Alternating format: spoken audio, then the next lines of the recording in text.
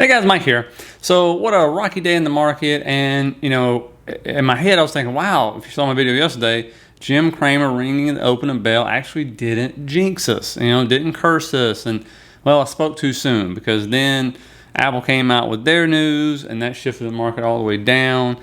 And I sent this out here to the members this morning because to me it's rare you get to see the commodities all up, right? Green, oil, and everything else. Then you get to end up seeing the cryptocurrencies all up, some of them up way up 10 to 20%. Then you get to see all the indexes and the VIX in the green all at one time. But of course, that ended up turning down by the time we got down to the end of the day. The VIX that was, definitely still green, but all the indexes were red. And what happened was Apple, right? Apple comes out and they plan to slow hiring and curb spending next year in preparation of a possible recession. And it comes out and they say cuts to spending will take place across certain divisions and stem from a move to be more careful during uncertain times, citing people familiar with the matter who asked to remain anonymous. Now, of course, what was really funny to me was the bank earnings this morning and how low expectations are, because Goldman Sachs reported a smaller than expected 48% drop in second quarter profit, as losses were partially offset by strength in its fixed income trading business. Meanwhile, Bank of America saw a 34% drop in their profit. And this is exactly why people are talking about profit expectations. And if you see the estimates, profits are still set, hadn't been moved, the estimates that is, while the stocks have just continued to fall, right? And you look at all the downgrades versus the upgrades, and you can see, especially in America here, falling off a cliff. Europe, they're falling off a cliff. And so that's why everybody's kind of hedging for this earnings season right here. And by the way, if you get anything out of this, please hit that like and subscribe button for me. I really appreciate it. Think about sharing the video. As always, guys, thank you for all your support. And of course, when Apple speaks, people listen, because obviously they have over a $2 trillion market cap. I think it's like 2.21 or something like that, $1 trillion. And let you know how big that is. Amazon, who's enormous around the world, they only have like a $1.16 trillion market cap. And so a lot of people own Apple. And so when they're saying a possible recession, and I think they're talking globally, not here in America, because my video showed you last week, they get over 50% of their revenue comes from outside the United States. Okay, and so found that to be very interesting. And they're not the only ones. Other companies like Shopify, they're not hiring any interns. They're slow in hiring. All these big tech companies have pretty much announced they're going to be either slow in hiring, stop hiring. And so what does that mean? That hurts your growth, right? Because people are always, if you're growing a lot and you expect your growth figures to maintain, you're going to continue to hire. But they're not doing that because why? They don't know. That's just the simple truth. Uncertain times.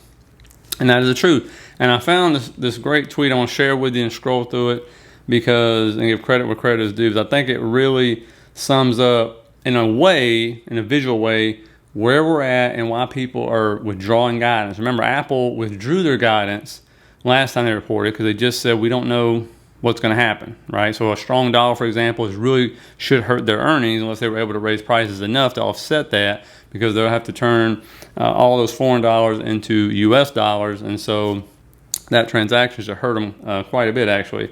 But if you look at this right here, I want to just take you through this. And it's from somebody I follow called Disruptor Stocks. And they did a great job with charts and just data in general. And it's talking about, the state of the consumer, right? Week ending 7/18. And so obviously we know CPI is high. You look at the chart, I'm a visual person. That's really freaking high. That's not good. Everything's really expensive. You look at the sticky prices, which are really the problem, at a 40-year high. And so over the last 3 months, sticky inflation has run to a 40-year high. This is the stuff that's really hard to undo and come down, okay? Not just headline CPI. You look at utilities, gasoline, food costs, up over 30% year over year. You go over here, home sale prices dropping, which kind of is good, kind of is bad, right? It means a lot of people ain't buying houses, they can't afford them, can't qualify. Is one reason they're dropping, which means demand's obviously coming down. But for those who want to buy a home, it's actually pretty good. But mortgage payments, 43.5% year over year, thanks to home prices and interest rates going up. Look at that. And I'll cut in real quick with this, that my wife and I have a couple we know who we're friends with, just sold their house. And I say there's a sucker born every minute, right? They bought that house 5 years ago for $380,000. It was built in the 1970s, ranch style house, just a regular neighborhood, no top rated schools or anything like that around them. Been around a long time, and they ended up putting a pool in for 30 grand back 5 years ago. So they got about 410,000 in it. They just sold it last week for almost $700,000. Okay, and you know what mortgage interest rates are right now. So first of all, congratulations to them, because what a great investment that was. But all the appreciation happened over the last 2.5 years, and so that's sweet. But to buy it that high a price, it was just shocking. Almost 700 grand for a 4-bedroom, 2-bath ranch style home built in the 70s. I mean, I was stunned by that. But yeah, it happens every day. You see it happening. So anyway, back to this real quick. And then my favorite, why are cars getting repossessed? Look at this. Car payments approach $700 a month. Look at this right here. And this is going back over a number of years here. Look at how much it's costing now for these car payments every month. That is amazing. Oh my goodness, I'd hate to be paying that. And then, of course, you got the sales report, which I told you last week when I covered it. All the gains are due to price inflation. Retail sales were flat / down. You can see right there in the red right there, that's the real one for inflation. And without inflation, you can see it was going up. So that should be no surprise to anybody. And then we go over to the U.S. Empire State Manufacturing, new orders 6 months ahead. Obviously, you can see it right here. Doesn't look very good when it's going down. You actually want it going up. And you can see right there, that was during the tech bubble over here. Great financial crisis right there. And here's where we're at right now. And if we scroll down to another one here, you can see copper, which we talked about a lot, which might be getting a bounce. You don't know what to see. But this is job openings and then copper prices, right? And you can see they kind of go hand in hand. He did a great job with this going back to 2015. And if you just scroll up, you can see where we're at now, where there's job openings and copper prices are way down there. That's what I was saying. You can see a bounce because usually they got to meet in the middle somewhere. And this is one thing the Fed is trying to get down, right, is the number of job openings out there, because there is a whole bunch. And then the thing is crushing everything we just talked about with Apple is going to feel it. The strong dollar, is just crushing the value of other global currencies right now. And you see what's going on with the euro. I don't know where we're at today, but I know we weren't 1 for 1 last week. It was like for every $1, that was worth like 0.96 euros or something like that. And then scrolling down to, the Fed, my favorite here. You can see this is the Fed benchmark rate versus U.S. inflation. And they've always been kind of hand in hand with each other. But look at the gap right now, guys. I mean, that is ridiculous. And so we know their Fed funds rate has to come up. CPI will come down. The question is, where will it meet? And then what will it break in the meantime before they have to actually do a U-turn? That's really what everybody's gambling on here. And so good job by that person who put all that together. I think, you kind of get an idea of where we stand. I could have put, Michigan consumer sentiment in there, which is still in the toilet, by the way. The bond market's still a mess. But it's just so funny to me. All of a sudden you see crypto rallying big time. Ethereum's been on a nice run.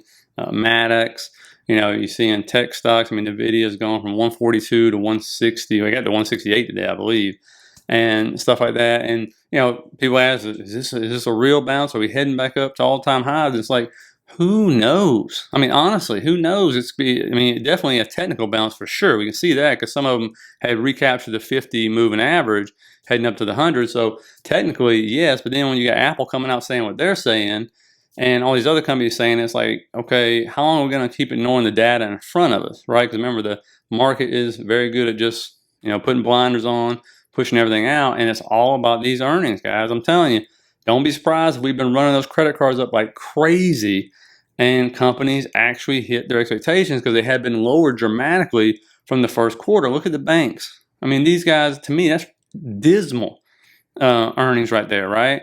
They're supposed to do great during a high interest rate environment, but not a high inflation environment, they're finding out. And so, but guess what? Citi goes up 13%. Citigroup, I'm like, are you kidding me? Has it ever been up 13% the day before that? I don't even know. And even the banks that reported bad earnings, they made a comeback, right? They were green. And so it's like the market just doesn't care right now about that kind of stuff. So I'm telling you, as amazing as it might be, if earnings just don't come in horrible, if there's just little misses, or they actually meet earnings and then just kind of say, we're going to hold guidance where it's at. You could absolutely see this market just say, blinders on, rally up, let's go. That could happen. It would not surprise me a bit. This is one reason somebody always says, and I'm a firm believer in that, always be in the market. Even if you're cutting down positions, selling on the green is whatever, but always have positions in the market. And so, that's why you're not technically missing out. If you have some positions, even if you have a big pile of cash on the sidelines, having something's better than nothing. And so that way you aren't going, I'm missing out. No, you're not. You have positions in there. But if you're 100% cash and you get these huge rallies out of nowhere, yeah, that's not happening. But, should we rally to all-time new highs? Of course not. But that doesn't mean the market won't do it. It's just the way it is. Should it? No, absolutely not. I think you saw how quickly a news headline can shift a market very fast, right? And so you get Apple talking about that, you got to get serious, right? The other ones are doing it. They've been ignoring it so far, really, when they've been coming out. But then Apple speaks and they go, oh, okay, we'll see. Like, how does Europe avoid a recession? I have no idea how they avoid a recession, honestly. With all the energy prices soaring over there, it ain't even winter yet. I don't know. I don't live in Europe. They can speak to that. For those who are watching this video, how you're doing over there. I have no idea how strong their consumers are. Maybe they're in great position. I don't know. And so we'll have to see. China, of course, they're going to be stimulating their economy, doing everything they can to prop that mess up. That house of cards they've been pricing up for years, or propping up for years, they're going to continue to do it, right? And who knows if the numbers are even true coming out of there. So, that's where we're at right now. And so that's the way it's going to be almost every day. We're going to see. We'll see how Netflix reports. We're going to see how Tesla reports, American Express, all these. I'll bring you small little videos on that and see how they're doing, see how the market's going to react to it. But you just don't know. And a lot of people there's a lot of money on the sidelines, because if you ain't noticed, the volume going into these rallies has not been great, all right, at all. And so a lot of people are still just kind of going, oh, let's just wait and see, because nobody wants to jump in front of the bus. When you can just stand there and kind of just watch it go by and say, okay, it's all clear. Now we can cross the street. Versus say, I'm going to beat it. Let me just try to get to the very bottom. That's kind of where we're at. So anyway, let me know what you're doing down in the comments, guys. Hope you got something out of it. Hitting the like, subscribe button if you did. And I will see you tomorrow.